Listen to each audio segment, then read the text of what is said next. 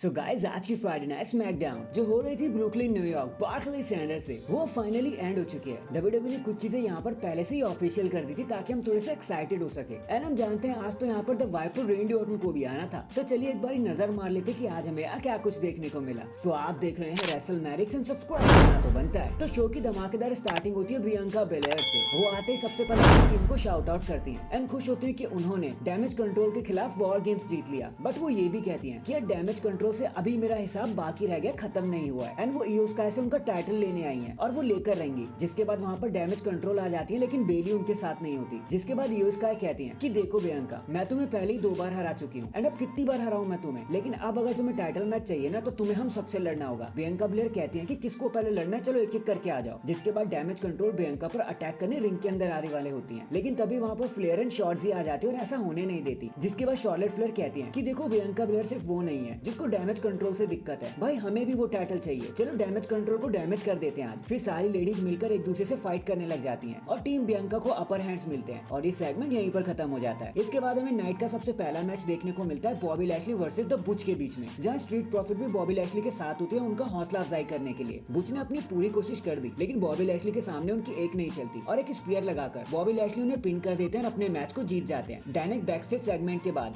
हमें Santos Escobar versus ऑकिन वाइल्डे के बीच में भी एक मैच दिखाया जाता है, जहाँ ऑब्वियसली सैंतोस एस्कोबार मैच को बड़ी आसानी से जीत जाते हैं। बट वाइल्डर पर अटैक करना नहीं छोड़ते, वो उनको मारते ही रहते हैं। जिसके बाद ड्रैगन ली वहाँ पर आ जाते हैं, पर ऐसा होने नहीं देते। बट थोड़ा स्मार्ट मूव करते हुए सैंतोस रिंग के बाहर निकलते हैं और फिर दोबारा से उन्हें मारने आ जाते हैं और ड्रैगन ली पर अटैक करने की कोशिश कर देते हैं। पर ड्रैगन ली उनसे एक कदम आगे ही रहते हैं। वो तो उल्टा खुद सैंतोस एस्कोबार पर अटैक कर देते हैं, ड्रॉप किक लगा देते हैं और सैंतोस एस्कोबार को वहाँ से भगा देते हैं कि भैया अटैक करने के बारे में मत सोचना। इसके बाद हमें लोगन पॉल दिखाए जाते हैं जो रिंग में अपनी एंट्री लेते हैं। वो कहते हैं कि भाई जिस भी दोस्त ने मुझे कभी धोखा दिया, जिसने भी मेरे डाउनफॉल की प्रार्थना करी, कहाँ हो तुम सब? देखो मेरी चैंपियनशिप अब मेरे हाथ में। तुम हेटर लोग अब कहाँ गायब हो गए? देखो तुम जितना भी मेरे डाउनफॉल की प्रार्थना करोगे ना, मैं उतनी ज्यादा मेहनत करूंगा, उतनी ज्यादा चीजें को जीतता जाऊंगा मैं। मेरी मेहनत रंग लाएगी और वही मेहनत मुझे सब कुछ जितवा देगी और मुझे जीतने का, सेलिब्रेट करने का बार बार मौका मिलेगा। तो देखो मैं रे मिस्टेरियो को उनका टाइटल रीमैच देना चाहता था, मैं खुद भी एक्साइटेड था, बट लेकिन वो तो इंजर्ड हो गए, तो अब हम क्या कर सकते हैं। सो मैंने आज बैक स्टेज में निक एल्डिस से बात करी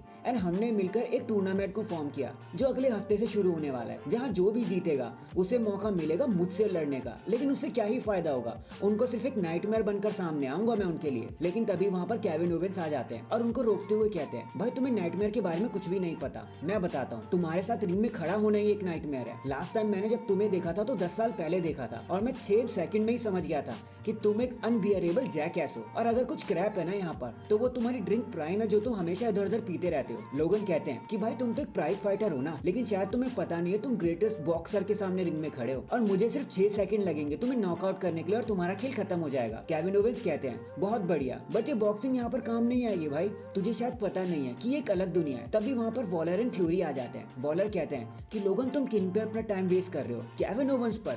भाई ये तो ये फालतू की चीजें इसलिए बोलता है ताकि इसको कोई अटेंशन मिल सके। ओवेंस तुम्हें घूंसा मारने की बहुत आदत है ना, लेकिन जब लोगन पॉल तुम्हें नॉकआउट कर देंगे तो बहुत ज्यादा मजा आएगा। तभी केविन ओवेंस ऑस्टिन थ्योरी पर एक पंच कर देते हैं एंड हमें Kevin Owens and Grayson Waller के बीच में भी एक मैच दिखाया जाता है, जहाँ ज्यादा कुछ बताने के लिए हुआ नहीं। एज एक्सपेक्टेड एक रोल ऑन पिनफॉल की मदद लेकर केविन ओवेंस मैच को जीत जाते हैं और सबको सरप्राइज कर देते हैं। इसके बाद हमें Bianca Blair versus Kairi Sen का मैच दिखाया जाता है, जो काफी टाइम बाद हमें देखने को मिला था। एंड यहाँ ना बेली ने अपनी पूरी कोशिश कर ली कि वो अपनी टीम को जितवा सके, लेकिन वो कुछ नहीं कर पाए क्योंकि बियांका ब्लेयर केओडी लगा देती है कायरी सेन पर, उनका खेल खत्म कर देती है। यार मैं सोच रहा था कि कायरी सेन ने रिटर्न मार दिया तो शायद डब्ल्यूडब्ल्यूई उन्हें जिता दे, लेकिन भैया बियांका ब्लेयर के सामने किसी का रिटर्न नहीं चलना, वो तो हमेशा जीत जाती है, वो जब भी पिक्चर पे होती है। एंड फाइनली ये सारी चीजें लीड करती है हमें हमारे मेन इवेंट की तरफ, जहाँ पर आना था द वाइपर रेंडी ऑर्टन को। तो सबसे पहले तो Nick Aldis and Adam Pearce Randy Orton को इंट्रोड्यूस करते हैं, जहाँ पर एडम कुछ बोलने ही वाले होते हैं कि तभी निक उन्हें रोकते हुए कहते हैं कि भाई तुम्हारी हिम्मत कैसे हुई मुझे मेरे ही शो पर इंटरप्ट करने की। फिर एडम और निक के बीच में कुछ बातें होने लगती हैं,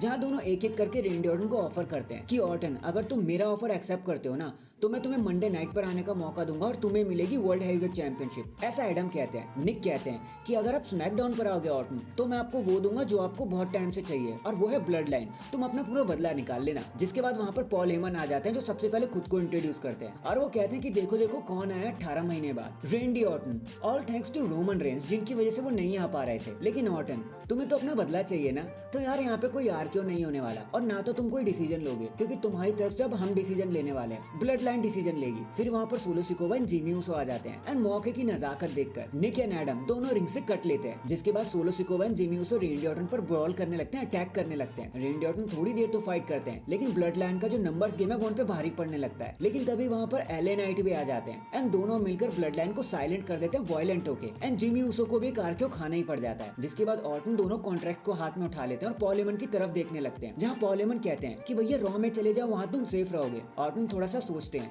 और फिर रॉ का कॉन्ट्रैक्ट ड्रॉप कर देते हैं और स्मैकडाउन के कॉन्ट्रैक्ट को साइन कर लेते हैं। ऑर्टन कहते हैं कि भाई जाओ अपने रोमन रेंस को कहना कि डैडी इज बैक।